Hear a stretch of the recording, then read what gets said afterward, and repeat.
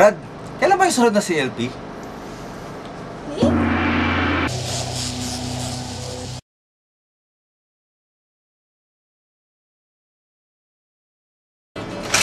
Guys, hulaan nyo.